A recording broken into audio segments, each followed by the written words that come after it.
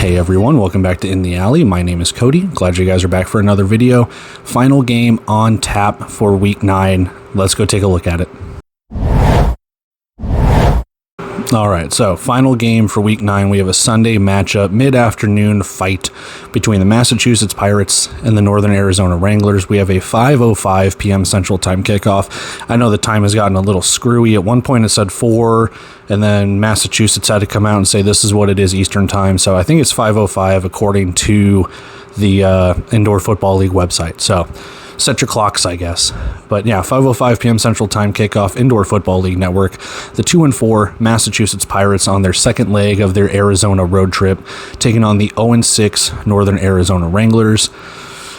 I didn't expect Massachusetts to be where they're at, but the chance for them to get closer to 500, another chance for Northern Arizona to notch their first win of the year.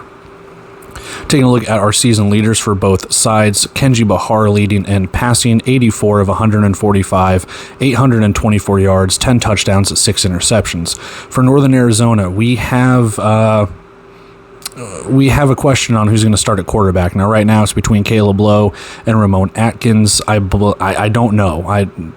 A little bit of ambiguity, I guess, but I've got Caleb Lowe here, 17 of 30, 158 yards, 2 touchdowns, no interceptions. He took a huge shot against the San Diego Strike Force defense going into the Dashers. He didn't return, and they had to have CJ Fowler play the rest of the game. Puka Williams, the leading rusher, 75 carries, 300 yards, 7 touchdowns, and David Elder, 16 carries, 86 yards, 1 touchdown. Thomas Owens, your leading receiver for the Pirates, 19 catches, 233 yards, and 5 touchdowns, and Deshaun Stoudemire for Northern Arizona, 24 catches, 276 yards, 4 catches through the air.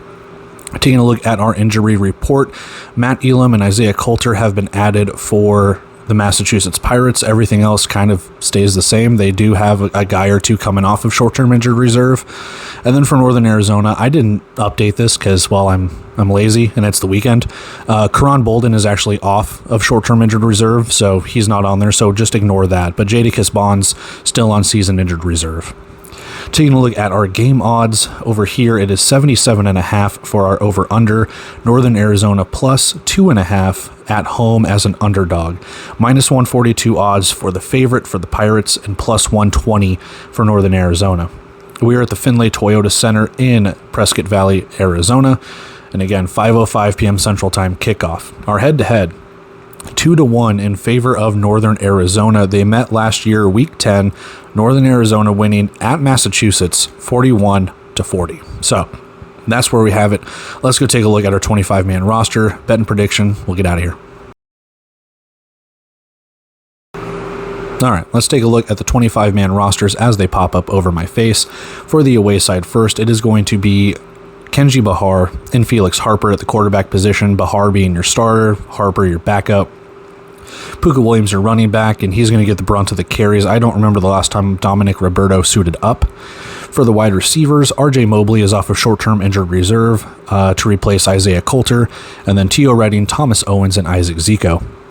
Offensive line stays the same. Nick Ford, Jordan McCray, Ryan Johnson, and Navon Donaldson. For the defensive line, again, remains the same. Dominic Kewen, Jablonski Green, Guy Thomas, DJ Dale, and Terry Beckner Jr. A little interesting here, Monty Montgomery is the only linebacker listed, but they did have Marquise Waters play that linebacker spot last week. We'll see if it's more of the same or if Montgomery actually steps in there and gets the start to provide more depth in the secondary. But Donnie Lewis Jr., Marquise Waters, Destin Mack, Marcus Floyd, Ty Smith for the secondary of the Pirates. Their kicker is Josh Gable. The offense for Northern Arizona, they have made some changes. CJ Fowler has been released, so Caleb Lowe and Ramon Atkins are your quarterbacks.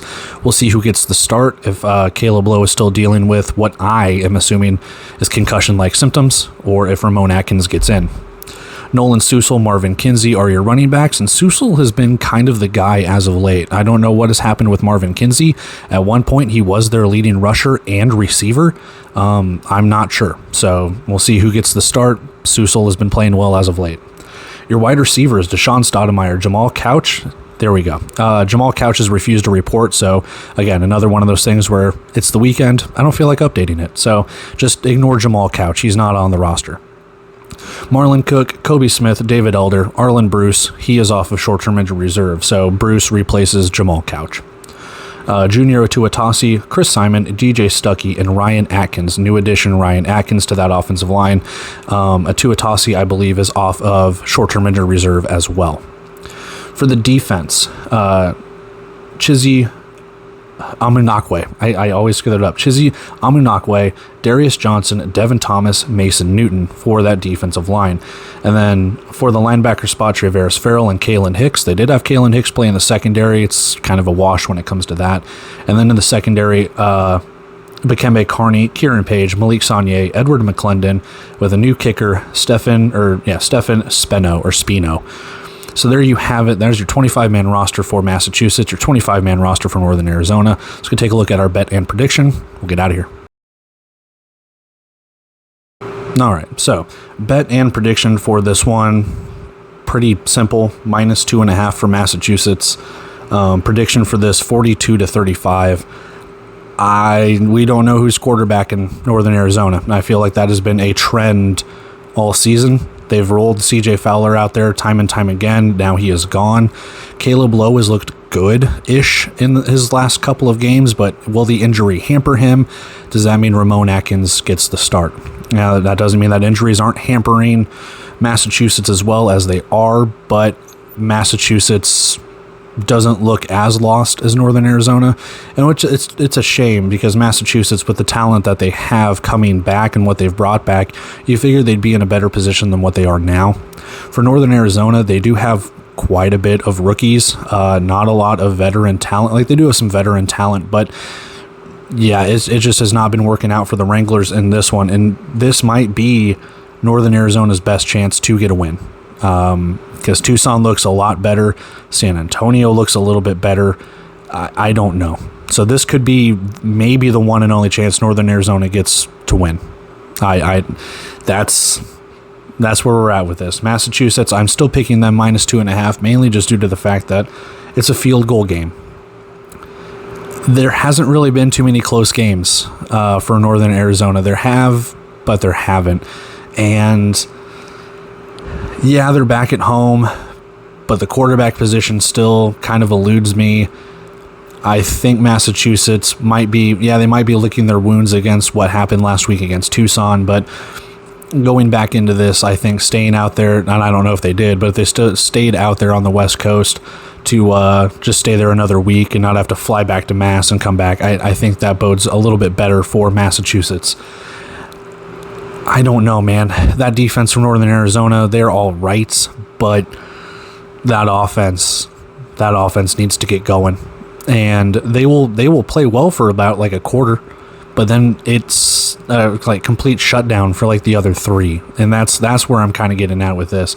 So -2.5 for the Pirates, 42-35. I do think there will be points scored, but I don't know. This could turn into something where it was Massachusetts-Tucson last week, where Tucson looked pretty good, and Massachusetts was able to take the ball away, but at the end of the day, Tucson just kind of flexed their muscle a little bit.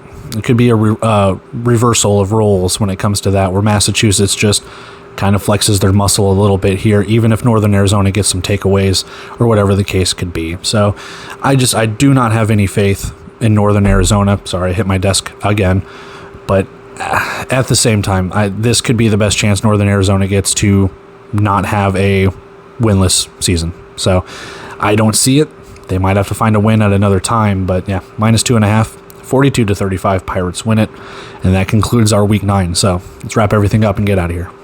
And that is it for our lone Sunday game preview with Massachusetts and Northern Arizona.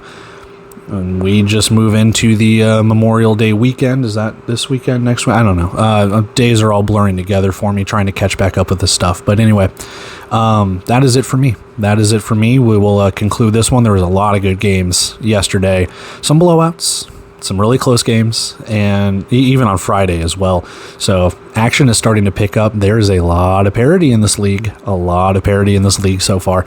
And I enjoy the hell out of it. So with that being said, I'm taking off here, guys. I love and appreciate every single one of you.